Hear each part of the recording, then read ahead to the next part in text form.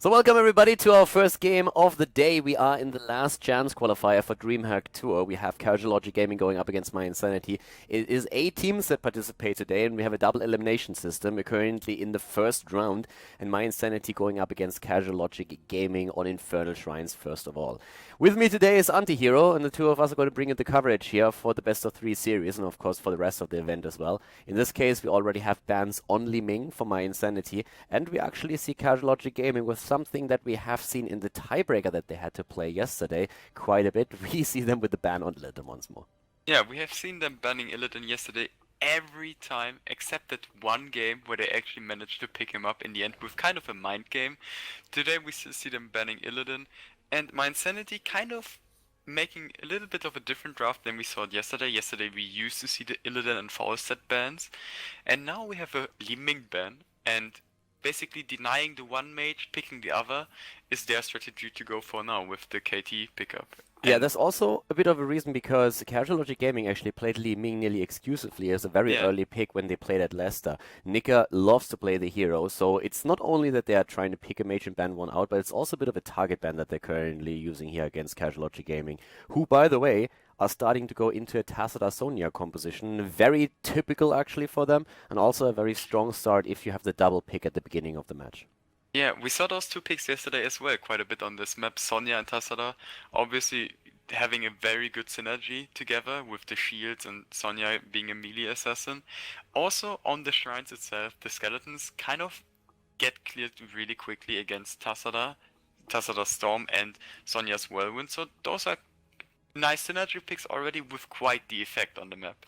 Yeah, definitely true. For mYinsanity is also something that we've seen a lot in Korea at the Globals. We're seeing Diablo, who's very powerful on Infernal Shrines, and it's one of the picks that especially mYinsanity has been using ever since they went to Seoul, Korea to play at the Globals when they play on this specific map. One of the main reasons is that with Lightning Breath, even with Apocalypse, but also Lightning Breath, you have great control over the choke points at the shrines and can also just like exploit the weakness of any hero that moves a little bit too far towards Diablo so that he can isolate them and just like let the rest of the team kill him. What I find interesting on the other hand is that we have a very, very early Charism pick for them now. Yeah, we didn't see the Monk yesterday at all, not a single time. Now we see him quite early in the draft. Maybe they will try to pick the Charism now and then ban out the Rega in the second ban phase to kind of deny those melee supports which can really give benefit to Sonya. Yeah, one of the things that I'm actually like really interested about is like in that case even I would have liked them to maybe pick up Rega and ban Uther or the other way around, with them going into a Charism. It's a little bit atypical. It's not really something that we see with such a high priority in most cases, so I'm a bit curious to see what they're going to try and do with that. I could have even seen them pick up a Tyrande, for example. First of all, they love to play that Phoenix plus also Starfall style, and they have a Diablo with Lightning Breath on top of that. Diablo, of course, also with a lot of synergy with Tyrande in the first place. So I'm a little bit surprised by their Charism. I'm very curious to see what they're going to do in the next 2 picks now. Yeah, and we see the ban on Thrall denying the last melee assassin being open. I don't see mYinsanity going into the Kerrigan, so I kind of counter out for that one. We didn't see her, but if we are seeing her, then it's on Infernal Shrines, because she can use her level 1 and 4 Q talents for that a lot. But I doubt that we see her. We didn't see it yet from mYinsanity. And we see the Stitches ban on the other hand. Yesterday, the casuals played Stitches quite a bit in at least in every second game, it felt like. Yeah. So definitely a target ban against those guys. You can definitely see in the draft that mYinsanity did their homework. They looked at the opponent, they banned the Li Ming as a target ban, but also, of course, like a strong ban for them in general. The Stitches, as you already explained, AntiHero basically catering towards the same goal here. And you mentioned the Kerrigan, which is actually quite interesting, because mYinsanity is one of the few teams that with Darkmog still oftentimes go for a Kerrigan. We have seen her played on Tomb of the Spider Queen. As you already pointed out, she's very strong in Infernal Shrines as well if played correctly. So there's always a chance that they pick it up, and that's one of the strengths of them in general, that there's always an opportunity of mYinsanity going into a bit of a crazy pick. They've shown Cho'Gall, they've shown a lot of Vikings, they've shown Abathar play. Like, they have really all these specialists locked down completely, and it's one of their big strengths that you never really know what to take or ban against them, because you just can't deny them any kind of composition. They always can like flip it around in the middle of the draft and go for something completely different. Yeah, in the case of the casuals, I would just focus on my picks and picking strong heroes than rather denying mYinsanity. As you already said, they are not really limited in their hero choices, and we see a quite different approach than we saw yesterday from my in comparison to the other teams, mYinsanity, and CLG going into the Johanna and Tyrande, going for the double support setup with the Sonya here. It feels actually like a little bit like they are afraid of that Phoenix plus Starfall style. Tyrande, of course, not really a bad hero when you combine her with a Tacita, but considering that they run a Sonya here and just like judging from the style they showed yesterday, they went into Rega more often than not if they were able to pick Tacita Sonya up at the start or just pick the Uther here. So Tyrande picking away from the opponent. We still have in this case a very strong setup for them with a double support, as you pointed out. They still need a little bit of range damage, which you can add within their last pick. mYinsanity looking at a Leoric here, which is also kind of interesting since it's not really a hero that they had too much success with yet. If you're looking at less than also at the globals, but of course with his AoE he can definitely make a couple of plays here, and if you get a good entomb off with Diablo, with Lightning Breath, with the Phoenix and even that Lunara, you can get a lot of damage done. Yeah, the Leoric pickup on this map is quite strong. He and the skeleton swing can clear out the skeletons quite quick on that one. And also regarding the enemy lineup, they don't really have heroes which can escape it so easy, like the entomb that is. Sonya, you don't want to use Leap just to get away, and then Johanna as well, she doesn't really get out of it. Same for Tyrande, and picking up the Vala, she also doesn't really escape the entomb. So it's quite like a pickup composition here. I guess that's one of the reasons why they actually went into the fall state here. They were thinking about, at first, Sylvanas, which they used yesterday on this map, with great success, by the way, getting a lot of snowball going with the trade on Sylvanas.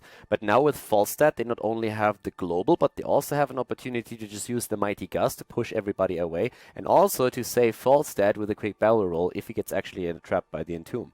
So pretty cool draft here. I mean, looking at it so far, is there a team that you would give a bit of an edge over? mYinsanity has a very strong draft. I actually like it quite a lot. Would you agree on that, or do you think that the casuals have a bit of an edge here? Yeah, looking at the casual lineup first, they have a force set which kind of supplies them with the global soak. They have to disengage with the Mighty Gust if they really need it against Diablo. If he might go into Apocalypse, can maybe deny it a little bit. And they're quite peel heavy in their lineup with double support and the Johanna. It's not really synergizing too well with the Sonya. It's quite decent, I would say. But looking at mYinsanity, they have a really heavy frontline with Diablo and Leoric, and Lunara and Katie in the back. They can maybe even go into the backdraft with the unfair advantage on Lunara and try to ramp up the damage of Lunara quite a bit. Yeah, I actually have to admit that I like the lineup a lot here. I feel Lunara is going to be able to do a lot of work in this game. Keep in mind, this is only the start of the series. We're on the first map, so ladies and gentlemen, we're going to jump in right away on Infernal Shrines to find out which of these two teams is going to take the lead in the best of 3.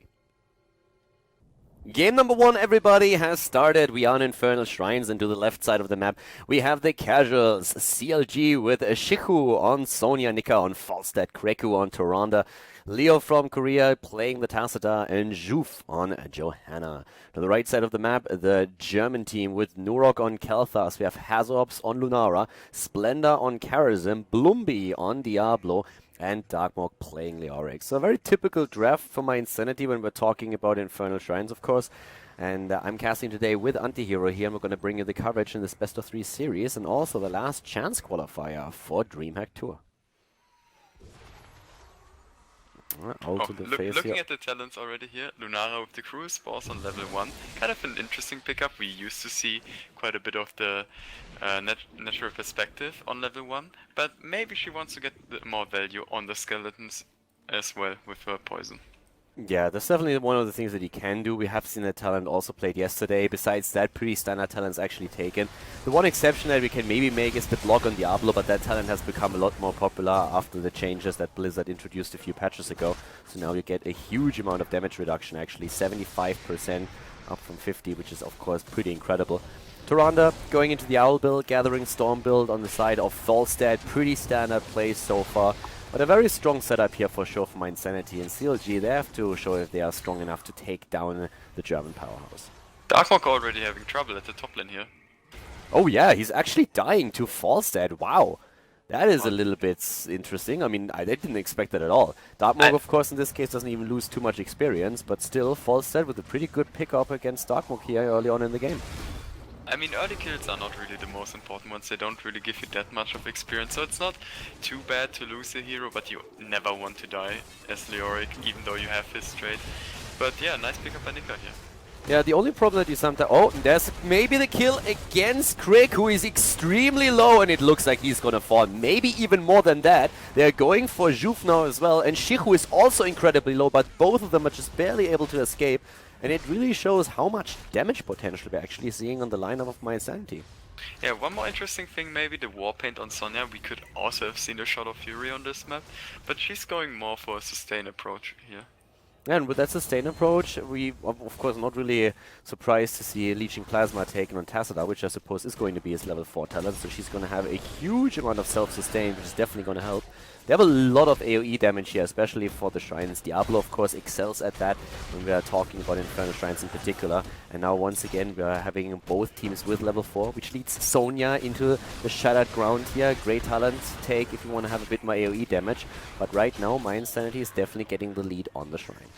Yeah, they're already ahead by 22 skeletons here, and it just seems like CLG decided to just give the first one up, maybe soak a little bit more with Nika on his wall sit on the top lane, and we saw Darkmog heading down towards the bottom a little bit, dropping a little bit of XP in the top, and the first Punisher is not always the strongest one, so it's even a mortar one, so I think CLG are fine with trading that one away. Yeah, the only risk that you sometimes run is if your opponent is using a Sylvanas in their setup, which is not the case here. So at this point, they just bait it in, it jumps over the gate. Always very important that you stay behind the gate when the Punisher approaches to bait it in. They lose the towers, but the Punisher is already taken out, so slightly an experience now for mYinsanity, but nothing too crazy just yet. When we're talking Kalthas, by the way, we have the Felon Fusion on level 1, we're seeing the Mana Tap on level 4, nothing too fancy on the side of Nurok here, who finally has, who is finally able to play another hero than Tassadar, as we said before during the draft. He's more or less the Tassadar player of the team, so whenever they are trying to go into double support with Tassadar, he is on shield duty. Yeah, we saw him play Lunara quite a bit. It surprised me that they picked up Hasu on the Lunara here instead of Katie, which he used to play a lot, and Nurok on the Katie. But they're both fine. We said already that they have a really in-depth hero pool, so they're fine with swapping it around a little bit. Yeah, there's definitely quite a lot of overlap that we have when it comes to certain heroes in the team, and that is absolutely crazy. For example, if we're talking about the Lost Vikings, we see Nurok playing the Lost Vikings. Usually it's still Hazorps though, so there's quite a few players that have overlap when it comes to certain heroes, which is great for them, of course, since they have a lot of flexibility during the draft. Already Nurok in a bit of trouble here, not too much though. There's no kill on the side of CLG. He has the Hardened Bones on level 4, and now on level 7 we're seeing him with the Ghastly Reach as the talent choice. Interesting choice by Karazin here, by Splendor, to take the Echo of Heaven instead of the Cleanse. I maybe would have seen a case to go for Cleanse here against the Blessed Shield. Potential pickup on level 10 for Johanna and the Lunar Flare. But he decides that he doesn't really need the Cleanse in this case and decides to go for the more sustained approach. I have to admit that I kind of like it. I don't really think that without any kind of pre-stun, we're going to see too much value out of Tyrande. And even if we're talking about the Blessed Shield, you of course sacrifice a pretty huge cooldown for that. So it's not really that CC train that we oftentimes see with like Muradin, Tyrande, and then maybe even another hero that can follow up on that. But as he said, he in this case decides to go in favor of additional heals. We're having level 7 talents for everybody here, which also leads us with Diablo into battle momentum, so he can spam out his spells a little bit more, as the next shrine is already up and both of the teams are starting to fight for Punisher number 2. Yeah, and we see the coordination between mYinsanity just using their spells at the same time to get the Flame Strike and the Leoric Skeletal Swing to just get all those skeletons on the shrine itself. Yeah, it's really important to do that, because there's always the chance that Leo's just dropping another storm and tries to steal them away. But now we have already the lead here with 24 minion stacks against 11. But still that fight in the 4 versus 4 situation without Fawcett flying in. Diablo's being attacked, is barely able to get out of there. Splendor has to dash away. They are fairly much in the lead with the minions, but they haven't really taken it off yet. Hazorps is joining the fun though, trying to make sure that his team is going to secure Punisher number 2. And they're still very much so ahead in minions and are very close to securing Punisher number 2. Yeah, CLG gives that one up as they saw the enemy team already had 30 skeletons, and it's quite hard to deny 10 skeletons against a KT setup when you basically need to collect 30 yourself. So decided, yeah, we just leave that one as well and we try to go for another approach at level 10 versus 10 talents. Hazards with the XP up at the top lane. Mid lane, once again, Punisher baited in behind the gate, which leads again to a destroyed wall in favor of mYinsanity. Immediately the Phoenix being dropped as well, trying to take down the well in the mid lane to deny some of the sustain to the opponent. Very important on basically any map, so already the heroic ability being used. And talking heroics, Diablo hasn't even made a choice yet. We see the Phoenix on Kalthas, we have Thornwood Vines on Renara, the Palm on Karazim, and as expected the Entomb on Leoric, but Diablo is still waiting because he could use both here. Yeah, he went into the Lightning Breath here trying to go for the more AoE way of playing the fights. I would have liked him to take the Apocalypse. It's always kind of a nice setup on its own, but against double support, like Apocalypse always wants to burst some guy down and give you the control over the fight. Against double support, that's kind of hard when Tassadar can put up his Force Wall or the Staff Wall or the Mighty Gust just to deny this hard engage. Yeah, especially in this case where we have also the Entomb. They could have gone for the Apocalypse, lead with Leoric, Entomb, maybe Tyrande, and then go into Apocalypse, lock the target down even further. If you time that properly, then there's actually a lot that they can do with it. But for now they decide to go more for the Shrine control itself, having Starfall being used, Mighty Gust, Wrath of the Berserker, the Force Wall, and Blessed Shield on the side of the casuals, who are currently a little bit behind. It's nothing too crazy just yet, but mYinsanity has so far played a very solid game. But of course the Punishers at this point are going to become way more important since they scale over time. And with a third one, I'd say you usually are in a position where you can do a little bit more damage and maybe even take down a fort. The problem for the casuals here, they have to get a good pick-off with either a good Blessed Shield or a good Mighty Gust, because I don't see them winning the long fight at the Shrine. We saw the potential of Nurok with his KT to clear those skeletons pretty fast. Same for Leoric. And I think they just have to get a hard engage going, or it might be a troublesome time ahead of them. Yeah, up at the top we are already seeing another Shrine activated by Hazorb, so he's immediately starting to get the first few stacks for his team. They are trying to get into level 13, but it's not quite sure if they are going to be able to make this happen. Leoric has been busy at the bot lane to soak additional experience, is moving now into the middle, but we have at the top now a 5 versus 4 for a moment, and here comes Phoenix plus Starfall. Down goes Diablo, and he did not have the souls that he needed to come back immediately, so he's down for 20 more seconds now. Really important by Juve there to use the Blessed Shield on Splendor so he cannot dash to Diablo and use his Divine Palm, which basically denied the resurrection on Diablo here. Yeah, once again we're having Juve actually trying to push them back, zoning for the rest of the team. Sonya is already on the case, trying to push Darkmook down and hit points. So a very nice setup here for the casuals actually up at the top lane. The 5 versus 4 is still going strong and they take the lead in minions. But level 13 is about to hit for mYinsanity. They have the extra talent now. Diablo is on his way back. And already we have the Fission Bomb taken for Kalthas, who's going to try and use that, of course, to get more AoE. There comes the Entomb. The stun against Leoric. Darkmook gets palmed. Does not trigger it though. Goes in a bit too late. Moves away now. Didn't die at least in this case. And oh my god, Karazim with the damage. Juve about to explode now as well. Tassadar is already dead. And yes, Johanna is definitely going to die. Tyrande also down. A triple kill for mYinsanity. Only one minion is missing, by the way, for the casuals. But they lose everybody. They lose Sonya. They lose Falstad. And with only one minion missing, we are now seeing mYinsanity getting the third Punisher in the game.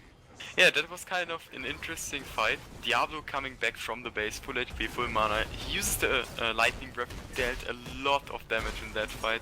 And then everyone was kind of scattered and having low HP on the side of the casuals. And Johanna trying to even pick off a skeleton with her Blessed Shield, which she didn't use prior to that.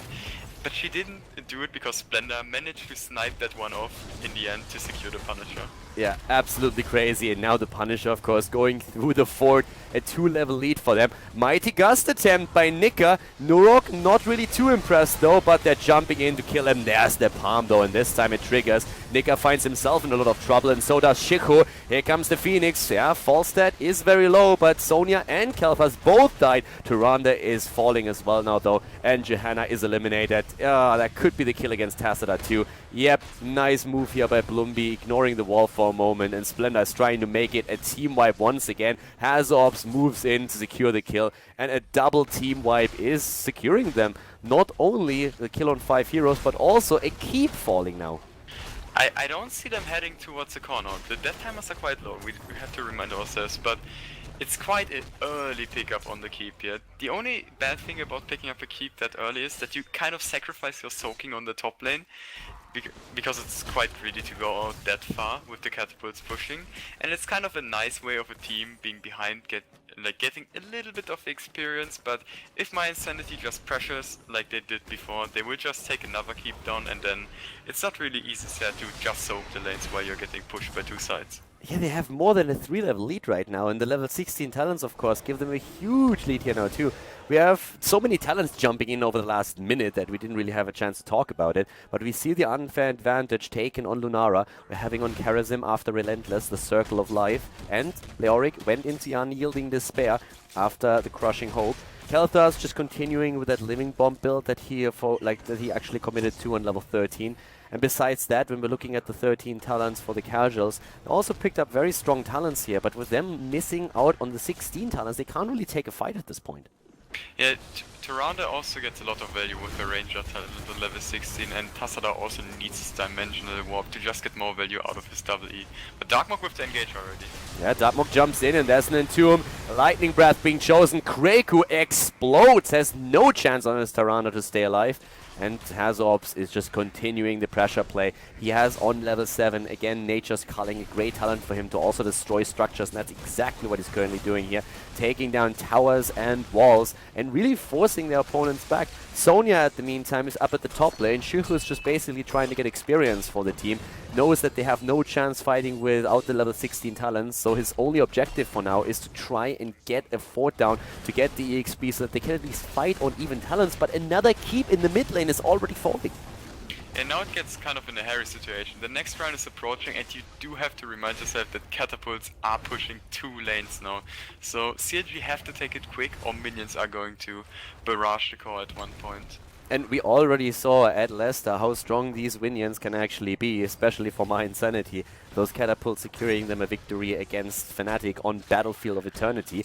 At least for now, we have 16 talents on the side of the casuals. This is their chance to come into that game, to just like start a comeback here. And they desperately need a win right now. They have lost 2 keeps already, and this is their only chance to really make a play. They're trying to make that immediately, jumping in. Lightning Breath used on Diablo. Both ults on Tyrande and Kalthas out, but the Living Bombs take down Johanna. She's down, turning into a 4 versus 5. Everybody is extremely low, but Kalthas is spreading the love right now. Shihu is about to explode, and yeah, well, Leo doesn't look too healthy either. Splendor with the heals. Leoric the only victim, and in this case it's already a 1-4-3 trade, and they are trying to drop Tassadar now too. Great play on the side of mYinsanity. They lose Diablo at the top, but he has the soul that he needs, and Leo is just desperately trying to escape, but I don't really see it happening. Yeah, a really good fight by mYinsanity here, and Leo also getting picked off in the end on his Tassadar.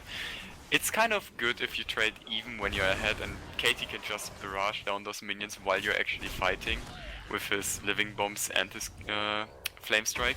So now that they get the Punisher, it's walking towards the core, and 20 almost on the line for mYinsanity as well. I believe that we might see go for the core now, especially since Tassadar is still dead for 25 seconds. Yeah, I mean, they definitely should. If they can pick off another wave, that should actually secure the level 20 talent for them now too. It's exactly what Hazorp is currently trying to do. Could also go for the tower here. Doesn't do that just yet, but they are once again using Entomb to get a bit closer to Johanna. Tassadar, as you said, is still down. Shihu is about to fall, actually. Nice palm again. At least Karazim has fallen, so that's something for the casuals, but the problem is that Core is already losing the shield, Tyrande is dead as well, and Sonya died just a few seconds before, and this is going to be the end. The level 20 talents are there, Hellstorm being used, Diablo falling, but it doesn't matter anymore. Game number 1 ends in favor of mYinsanity with a very strong showing here on Infernal Shrines against CLG Casual Logic Gaming. Well played, GG.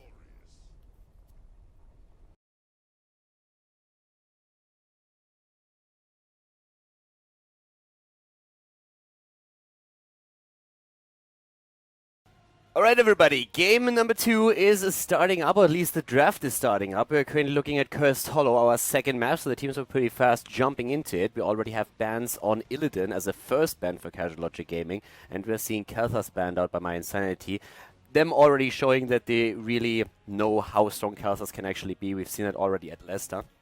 Casual Logic Gaming, we talked a bit about Li Ming being a priority pick for them, and that's exactly what they're doing right now. Usually Nika is playing the hero here, and mYinsanity is taking the opportunity to secure Falstad, who's of course pretty amazing, controlling the map with his global. Mighty Gust also a very nice tool when you're trying to fight for bosses, for curses, for the tributes here. So mYinsanity with a lot of utility here already. For me personally, a bit of a question. What do you think? Dehaka, are we going to see him at some point during the draft here, AntiHero? I would like to see mYinsanity pick up the Haka now, or the Murden. I would have picked either of those. Just getting your tank now, because there might be the potential of CLG. Just picking up 2 heavy tanks now. It could have been like the Murden and ETC, and then you ban out the Haka. You kind of leave the enemy team with maybe not the greatest tank or not the greatest utility. Maybe you could have also picked Murden or the Haka together as CLG. Picking up one of them for mYinsanity is kind of a good way of not getting your tanks banned out or picked away. Yeah, CLG now, with Mirren already taken, are thinking about Thrall, and they always have the opportunity to ban out a Sonya if they want to, so that's a chance they have. Lunan, thank you very much for the resub, my friend. Second pick now coming in for them in this case, but as I said, with Thrall taken, there's always the opportunity for them to ban out a Sonya and deny that to mYinsanity. Together with Mirrodin, that would of course already be a very strong pick. We have Tacita still available, and Casual Logic Gaming, well, like all of the teams actually, are always like trying to pick up the double support if they want to empower one of those bruiser type frontliners or melee assassins. So that's one of the things that they could do now, pick that Tacita. But given that it's Cursed Hollow, there's actually quite a few options of what they can pick as their next hero now. I would like an early Tyrande pickup here for CLG and maybe then ban out the Tacita, which mYinsanity has been heavily favoring. Maybe go for something like Tyrande, pick up maybe a Dehaka if it gets through the next ban phase, and then maybe an ETC as well. So you kind of have a pick-off composition with a lot of CC as well, and Li Ming maybe getting the burst stun on the one guy. So this, I could see them going into, Stitches is kind of fulfilling Dehaka's role in the sense of the utility aspect of the pulling someone in, but the Haka supplies you with a global which Stitches doesn't, and it's kind of hard to keep up against the Falstad in kind of global soaking when you don't pick a hero like the Haka or Brightwing. We have a huge preference in Casual Logic Gaming for Li Ming and Stitches, and that's one of the reasons why mYinsanity actually banned both of them out in the first game. So in this case, they show again that if they get those two heroes, or if they are available, they will pick them, even letting options go like the Tyrande that you talked about, the potential Tacita that we could have seen here at the Haka as well. mYinsanity, first of all, they get rid of Tyrande, at least that looks what they're doing. There's always, of course, a chance of a Tyrande being comboed with the Stitches to get the hook into stun and then follow it up with a burst damage on Li Ming. Especially if you have to hit a target that isn't even moving with Li Ming, you can get incredible damage out there. mYinsanity, they want to make sure that that's not going to happen. And yeah, when it comes to the bans for Casual Logic Gaming, I could still see a Sonya being banned out in this case now. I think they will ban out the Sonya, they're already hovering over it, and I like the ban on Tyrande. First of all, you deny the setup for the enemy team, and even though Tyrande is a nice setup with Murden, we've seen those days in the past where those two heroes were banned or picked all the time. So I do like her with Murden, but against Stitches or Li Ming, it's kind of risky sometimes. She doesn't have an escape, you can get bursted, she doesn't supply with enough healing, maybe if she's gonna be the solo support. So the Tacita is kind of the more safe approach, going with the charism here as well, and trying to play more solid game with Tacita interrupting the tributes as well. That was support for them, and basically mYinsanity is already saying, listen Nurok, playtime's over. You're back on the shield duty. You had your fun in the first game, now back onto the Tacita. So double support here for them. They can still, they have a very flexible draft in the sense that they can add some damage if they really want it. They can also, of course, go for another frontliner. Would have to make sure that it's one that can also dish out a bit of damage. But Casual Logic Gaming with their own support right now. And there's basically two big options for them at this point, considering what's already taken and banned out. They can go Rhaegar, they can go Uther. Currently they're looking at Rhaegar here, which would be a great pick for them. The two orcs together. And for their last pick, they could still need a bit of range damage in this setup. Now, what do you think? They could either go into another tank playing the ETC. It's kind of not the greatest pick here against Murden and Falstad, which both have heavy interrupts against him. But I would like to see them pick up maybe a Vala here to just go for the rain extra lockdown. But there are a lot of options for them right now. The Haka is also a solid option. It kind of doesn't do that much damage. It's more the utility aspect here. We already talked about it. Yeah. Oh, but they're swapping it around with the Lunara here, going for the unfair advantage putrid bile value. I like Lunara in this case a lot more than I would like the Haka. I feel with the Haka, damage would definitely have been missing on their setup. The utility would have been great, but if you really want to go if you want to go to the Haka, I think you have to let that Thrall go in the setup that they're using here. mYinsanity, they played with a Zagara as a last pick, which provides them with quite a bit of vision on the map now, of course, as well, and can help with the more during the fights now, too. It's not necessarily the pick that I would have expected here, but the vision aspect of Zagara is actually quite strong, and you can get a lot of value out of her. Just like the creep tumors alone are already providing so much for you if you're fighting over a position, if you know where your opponent is approaching, especially with Thrall being picked, who's kind of infamous for his flanking style. Yeah, we saw it a lot from Shihu yesterday, where he used his Sunrings to great value and kind of with the nice engages from flanks. But the one thing which could have been interesting, Leo already showcased it a lot yesterday, that he picked up Malfurion. In this case, it might have been a little bit risky against the Mighty Gust, but if you play against a double support composition, generally Malfurion is a great counter because the other side lacks damage and kind of it doesn't do enough damage to get through the Malfurion heal over time effects. So that would have been interesting, but they decided not to pick him and rather go with the more solid Rega against the Force set, kind of trying to not overstep their welcome here with picking a greedy Malfurion. mYinsanity, of course, already ahead in the best of 3 series with a 1-0. Cursed Hollow is map number 2, and we're going to jump right in to find out which team is going to take the victory here on our second map in the best of 3 series. Game number 2 in the best of 3 series has started. Cursed Hollow is the map, everybody. We are still in the round of 8 at the winner's bracket. And to the left side, the Polish team. Shihu for Casual Logic Gaming is playing Thrall. We have Leo from Poland on Rega, Zhuf on Stitches, Nika on Li Ming, and Kreku is playing Lunara. To the right side of the map, on the other hand, mYinsanity, they are currently in the lead in the best of 3 and need only one more map to advance to the winner bracket semi-final. We have Hazorps, in this case, on Falstad, Nurok on Tacit at duty once again, Bloomby on Muradin, Splendor is playing Karazim, and Darkmog has been moved on to Zagara right now. So with the talents that we're seeing here, nothing really too crazy, but already adjustments, natural perspective. We've been talking about the talent on Lunara on level 1 has this time been claimed as the first talent on the hero. Yeah, interesting again to see the Wolf run. We saw the Colossal Totem a lot, and Leo yesterday already used quite a bit of the Wolf talents on level 1 to 7. And nothing out of like extraordinary here. Yeah, bot lane pressure against one of the towers, especially with Li Ming and Lunara. They're trying to get some damage in for that. We're seeing the rotation with Falstad now flying bot lane to make sure that they don't lose out on any experience. And at the top lane, it's currently Thrall playing against Zagara here, so we have that solo lane already established. With the bot lane being the one that is pressured the most right now, Leo is trying to keep the two squishies alive, whereas Splendor and especially Muradin are still looking for an opportunity to maybe flank and lock someone down. Yeah, I would like to see some team, especially the team of mYinsanity, just pick up the easy camp at the minute 2, just to get some value for Forster to split push the side lane maybe. It depends on the tribute position, so we're gonna see where it's going to spawn at some point, and if it's going towards the top, it might be better for team mYinsanity. What I kind of like, by the way, is that Falstad in this case did not go into the Gathering Storm build. If you use Gathering Storm, then oftentimes you sacrifice a bit of like single target and hero damage in particular to gain way more siege damage and have also a very nice poke.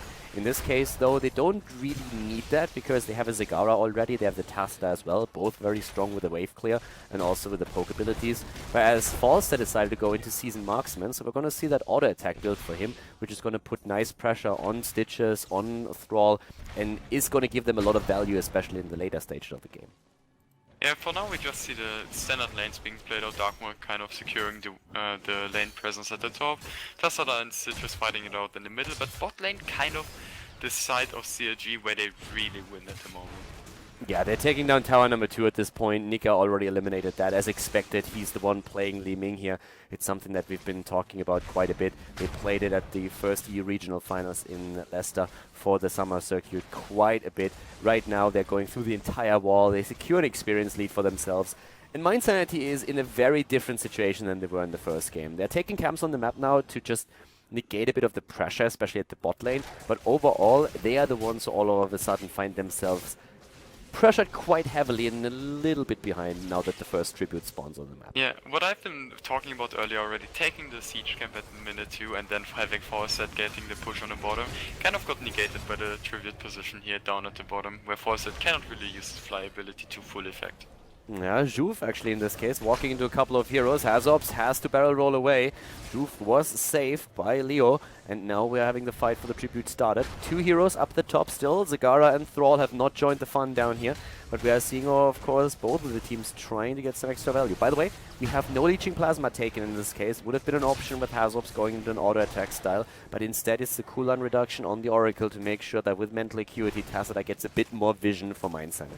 Yeah, on Curse Solo especially, you have really a lot of twisted path and bushes which you want to reveal, so having the cooldown on that is quite good for mYinsanity to pick up. And for now, the tribute poke fight is really won hard by CLG with the Lunara and the Li Ming.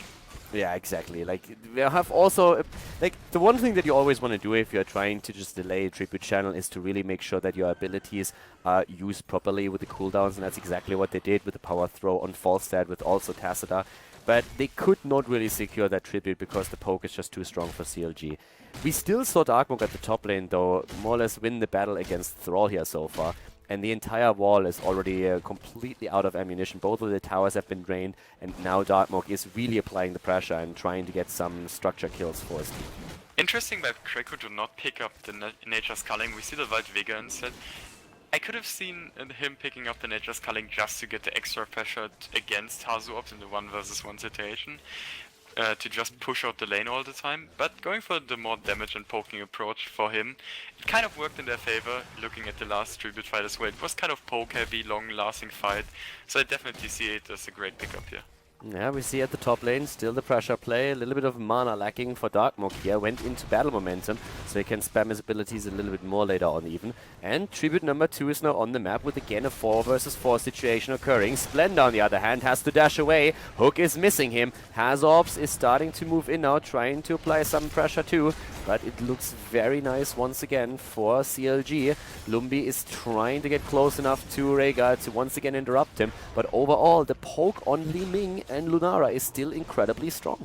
Yeah, we can see it every time. Nurok walking in, trying to set a storm on the tribute.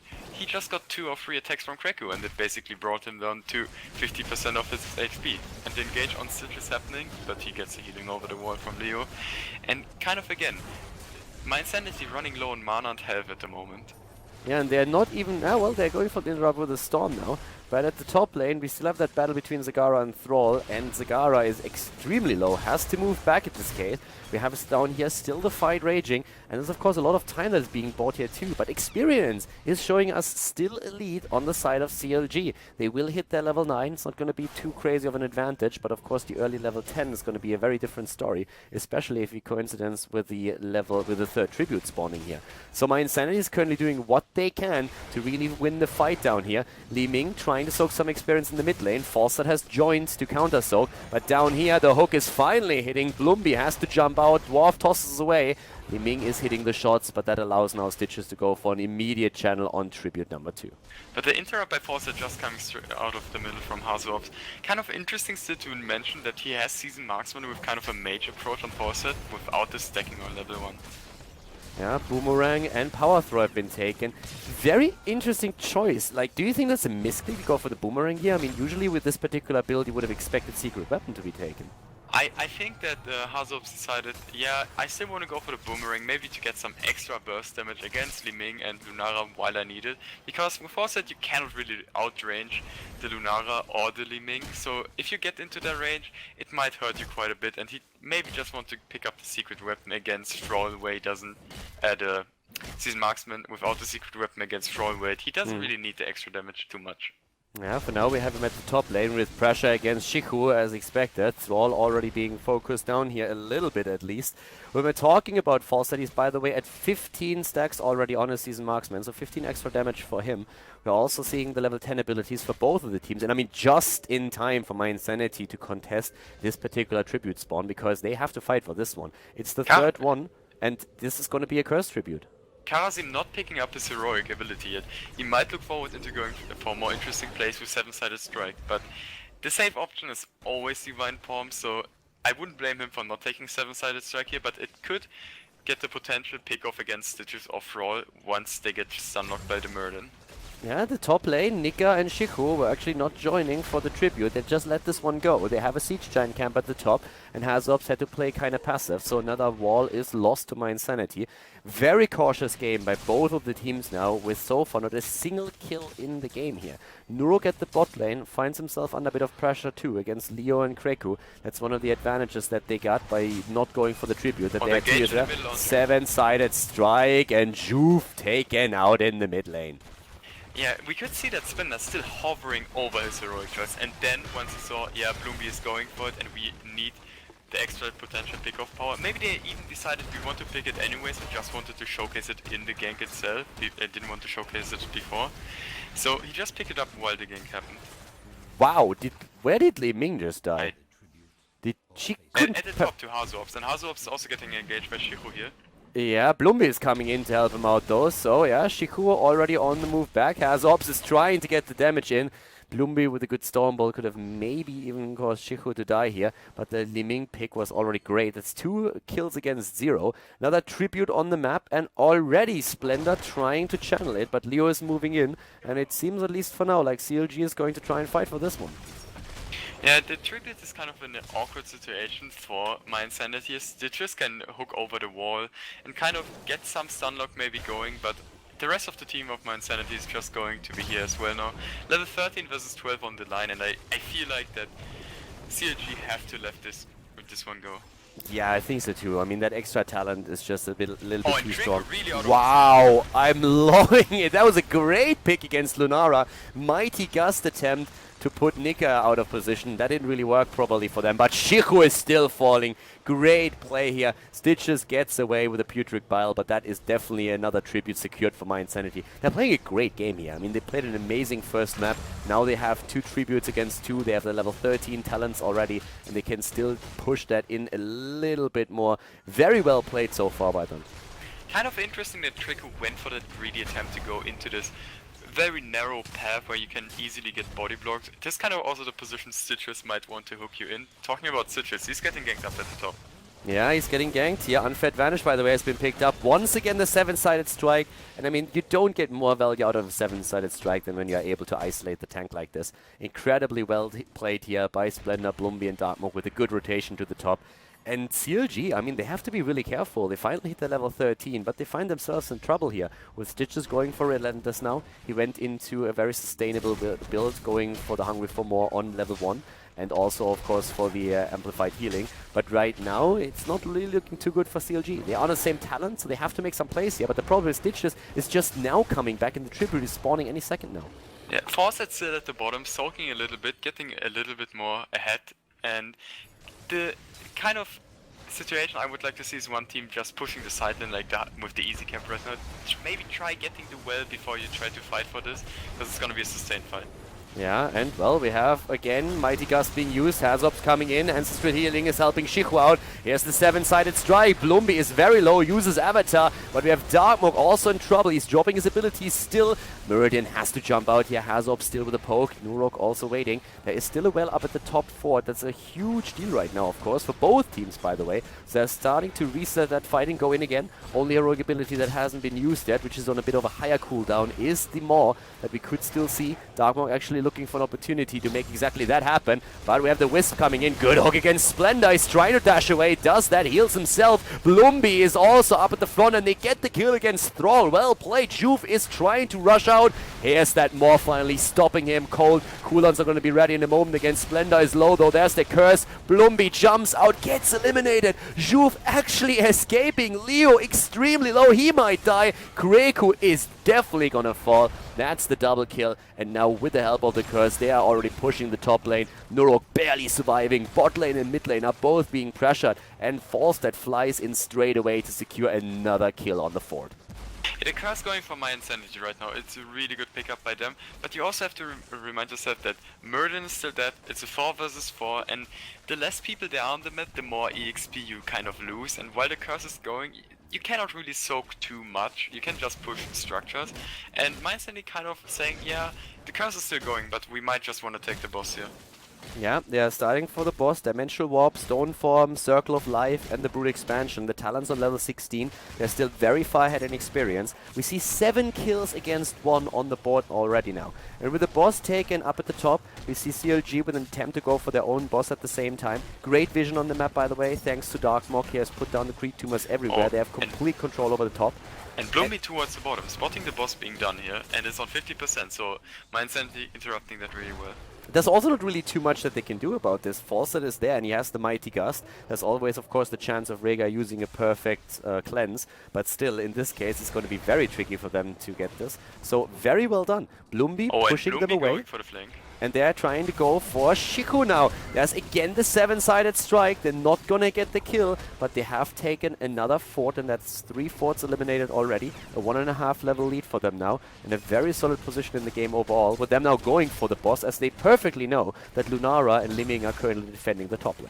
Level 16 is really big for the casuals here. They will get the fishing hook if they want to pick that one up. They could also go into the slam talent on 16 just to get more slow for the unfair advantage, but I would rather see them going for fishing hook here. And they also get the mirror ball, they get the Tempest Fury, they get the Earthgrass Totem here.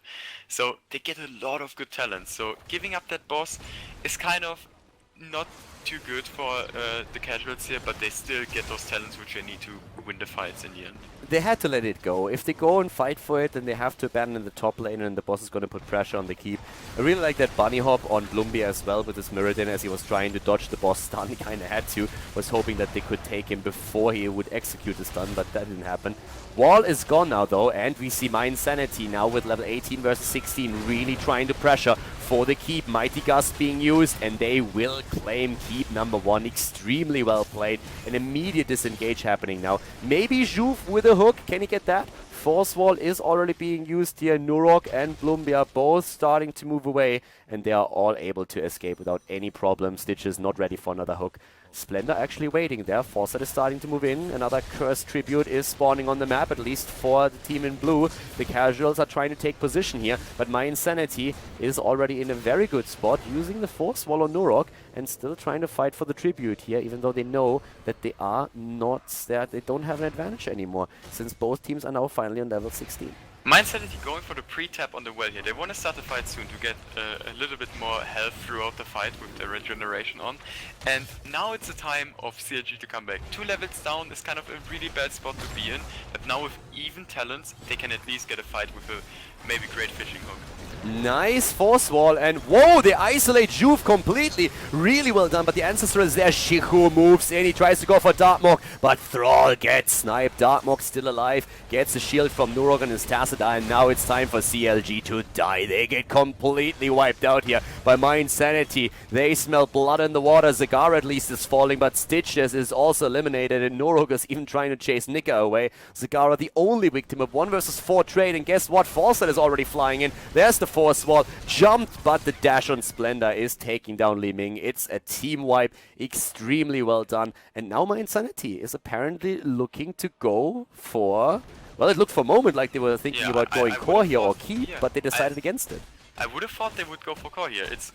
I mean, 3 people are going to be alive, so it would be kind of a 5 versus...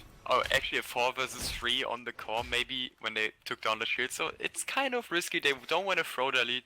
They say, yeah, let's just go for a little bit safer play. Get the 20s, get the next keeps, wait for next bosses, and try to finish the game by then. I really like the choice, to be honest with you. I think with 3 heroes, and especially Thrall and Lunara being 2 of them, there is a good chance that the casuals can defend. And if you get suddenly wiped on the core, their experience lead is just gone. The level 20 talents, on the other hand, they have finally dropped now, and that gives them such a huge advantage, and also a very long time in which they will have that advantage, thanks to the 2.5 level lead that they currently claim. So with that, they should be able to do quite a bit there. They picked up the Tribute, find themselves in a really good spot, and they are just like delaying the game a little bit longer and make sure that they are not risking too much here. Interesting pickup on the Force Bearer here by Tassadar, trying to make some more plays happen, maybe to isolate Stitches a little bit more and getting more 7-sided strikes in. We still see the Storm Shield, not the Transgression on level 20, the Bowl for Zagara, the Epic Mount, kind of this more standard pickups, and the Rewind on the Meridian. Hazops with the Epic Mount Flight was trying to go for a quick attempt to isolate someone. Now he has to use, after all, his Mighty Gust to push them away. That was a bit risky on his part, but it turned out well. At least he's still alive. Gets the heals from the shields from Tassadar and the heals from Karazim.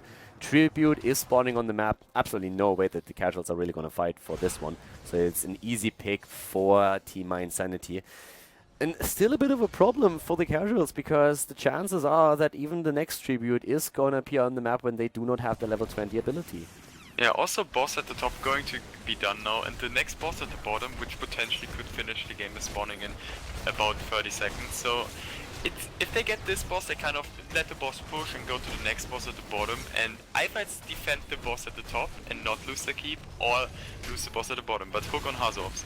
Yeah, hook on Hazops. Here's the fight once again. Li Ming already with the Disintegrate. There's the 7-sided strike. Ancestral is out, so is the Maw. The poke damage from Li Ming coming in again, and the snipe against Shihu.